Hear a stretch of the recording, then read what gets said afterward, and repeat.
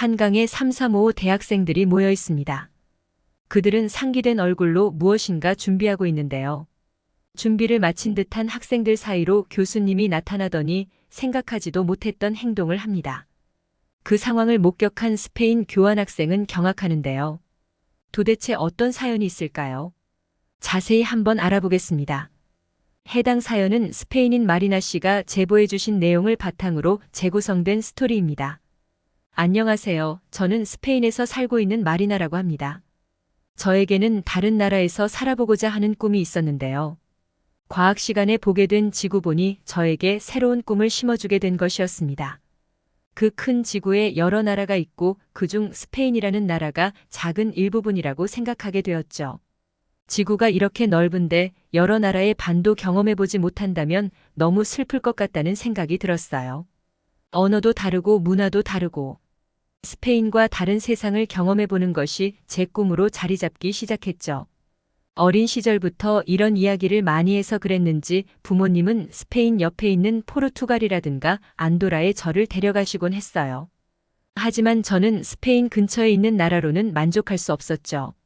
더 멀리 더 많은 사람들을 경험하고 싶었습니다. 사실 학교도 외국에 있는 곳으로 가고 싶었지만 부모님의 반대로 스페인에 있는 대학에 가게 되었어요. 저는 그래도 스페인에 있는 제 대학교를 좋아했습니다. 친구들도 재밌고 미술을 전공하고 있었는데 제가 다니고 있던 학교가 미술로 유명해서 자부심이 있었거든요. 덕분에 세상을 돌아다니며 사람들의 모습을 화폭에 담아내고자 하는 꿈도 생기게 되었습니다. 그러던 어느 날 뜬금없지만 교환학생으로 다른 나라를 갈 수 있는 기회가 생겼습니다.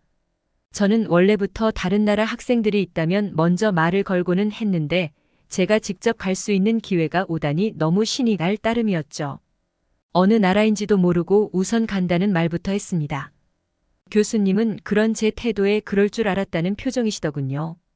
저는 나중에서야 한국으로 교환학생을 가게 된다는 것을 알았죠. 솔직히 한국이라고 하면 아이돌밖에 생각나지 않았어요.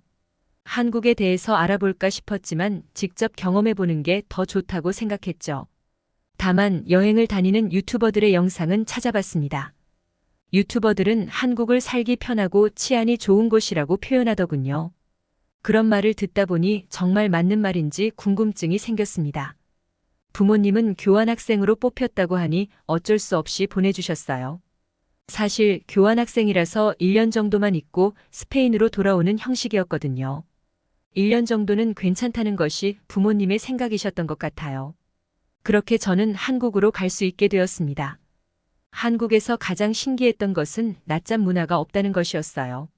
물론 스페인만 특이한 걸 수도 있지만 시에스타라고 낮잠 문화가 있는데 한국은 전혀 없더군요. 심지어 바쁜 사람들은 식사까지 거르고 일을 하거나 개인 시간을 가진다는 말을 듣고 충격이었습니다. 한국에 와서 친해진 친구들도 간단하게 카페에서 커피를 마시거나 쿠키를 먹으면서 과제를 하는 친구들도 있었거든요. 저는 낮잠을 자지도 않고 열심히 사는 사람들을 보면서 이래서 한국의 경제가 발전한 것이라는 생각이 들었습니다. 역시 직접 그 사람들과 생활하면 어떻게 발전을 했는지가 보이는 듯 하더군요. 저는 한국인 친구들을 많이 사귀었지만 다들 학교가 끝나면 흩어지기 바빴습니다. 어떤 친구는 아르바이트를 하러 가고 어떤 친구는 영어 학원, 자기 개발을 위한 학원 등을 간다고 하더군요. 더군다나 방학을 이용해서 해외 연수를 다녀오는 학생들도 있다는 이야기를 들었죠. 저는 생각만 해도 그게 가능할까 싶었지만 제 친구들은 다들 해내더군요. 아무래도 한국인들은 다른 나라에 비해 시간 활용을 잘하는 것 같았어요. 저 또한 한국에 있어서 그런지 좋은 학점을 받기 위해 열심히 하게 되더군요. 제 평생 그렇게 열심히 살았던 건 한국에서 지냈던 기간뿐인 것 같아요. 한국어도 잘하고 싶어서 노력하긴 했지만 생각보다 쉬운 일이 아니었어요. 친구들을 앞에 세워두고 연습을 하는데도 막상 입 밖으로 꺼내려고 하면 잘 되지 않았거든요. 그렇게 순식간에 한 학기가 거의 끝나가고 있었습니다. 한국에서 가장 기억에 남는 날은 그날인 것 같아요. 그날은 야외 수업을 하던 날이었습니다. 보강 수업을 하는 김에 야외에서 진행하고자 한 것이죠. 스케치를 하는 수업이었는데 소수 인원으로 진행되는 학기 마지막 수업이라서 한강에서 하자고 하시더군요. 한국에 있는 대학교에 와서 야외 수업은 처음이라서 긴장되었습니다. 친구들조차 야외 수업은 처음이라고 설레했어요. 저희 외에도 한강에 335 모여있는 사람들을 보자니 여유로워지는 느낌이 들더군요. 평소에는 생기가 없었던 친구들도 오랜만에 느끼는 여유의 즐거운 것 같았죠. 각자 원하는 피사체를 그리고 30분 후에 교수님이 지정한 자리로 모이기로 했습니다. 평일의 오후인데도 가족 단위의 사람들이 많더군요. 저는 가족 단위의 사람들을 작은 스케치북에 담기 시작했죠. 오랜만에 스페인의 가족들이 생각나는 순간이었습니다. 그리고 다들 한자리에 모였을 때 가지고 왔던 돗자리를 깔기 시작했어요. 스페인에 있을 때는 돗자리를 깔지 않고 그냥 누워서 가족 혹은 친구들과 누워 있었던 것이 생각나더군요.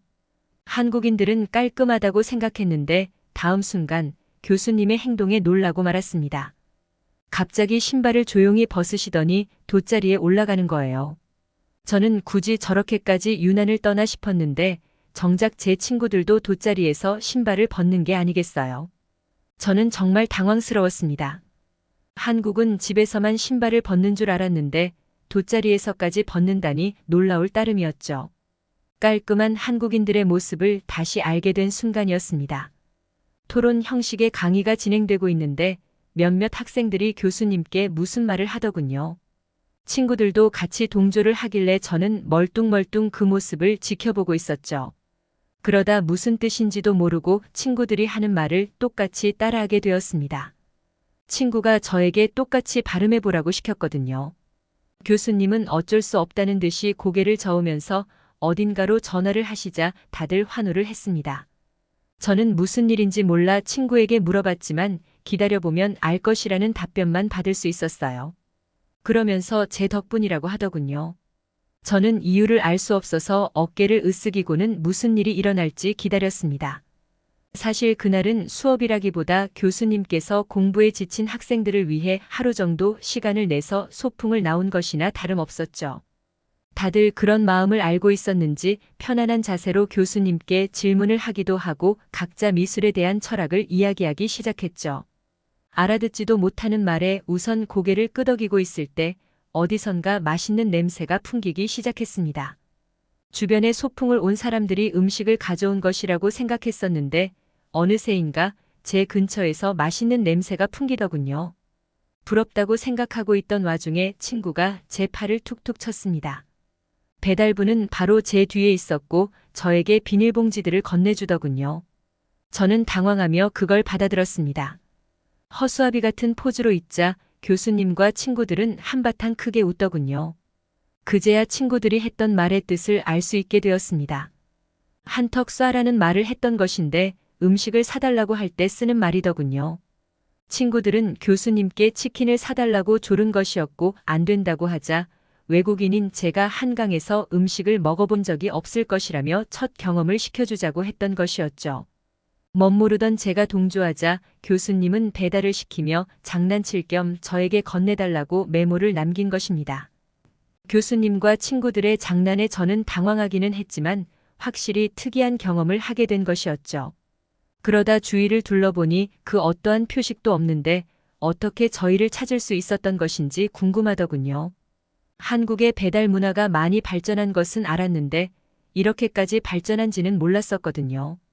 결국 궁금증을 참지 못하고 옆에 있는 친구에게 물어봤는데요. 그 친구 대신 교수님이 예전에는 중국집 배달이 산까지 올라왔었다는 우스갯소리를 하셨어요. 저는 물론 우스갯소리라고 생각하며 웃었는데 교수님의 표정이 너무 진지하셔서 사실일지도 모른다는 생각이 들더군요. 한국인들은 정말 배달의 진심이라는 생각을 하게 되는 순간이었습니다. 그렇게 저는 잊지 못할 추억을 하나 만들게 된 것이었죠. 솔직히 지금도 한국하면 가장 먼저 생각나는 게 그날 들었던 야외 수업입니다. 친구들의 웃음, 떠들썩한 분위기. 저는 그날 확실히 한국에 매료되고 말았어요. 벌써 5년 전의 이야기지만 지금 생각해도 미소가 나올 정도니깐요. 그 외에도 늦은 시간까지 과제를 하면서 친구들과 야식을 시켜 먹은 것, 깜짝 놀라게 하기 위해서 생일 케이크를 배달받아 파티를 진행한 1등 배달과 얽힌 일들이 많아요. 한국의 배달 문화 덕분에 특별한 추억들이 잔뜩 쌓였다는 생각이 들더군요. 저는 그렇게 한국에서 예쁜 추억을 많이 쌓고 스페인으로 돌아오게 되었습니다.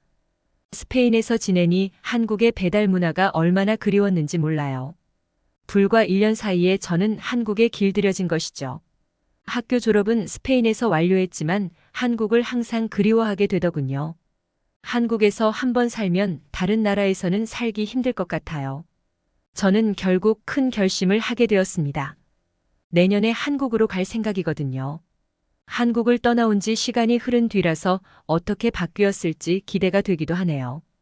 그래도 배달 문화는 여전하겠죠? 친구들과 오랜만에 치킨을 먹으며 도란도란 이야기를 할 날이 고대되네요. 지금까지 마리나 씨가 보내주신 사연에 대해 소개해드렸는데요. 어떻게 보셨나요? 클립뉴스에서는 여러분의 사연을 기다리고 있으니 소개해주고 싶은 사연이 있으시면 언제든 제보 바랍니다.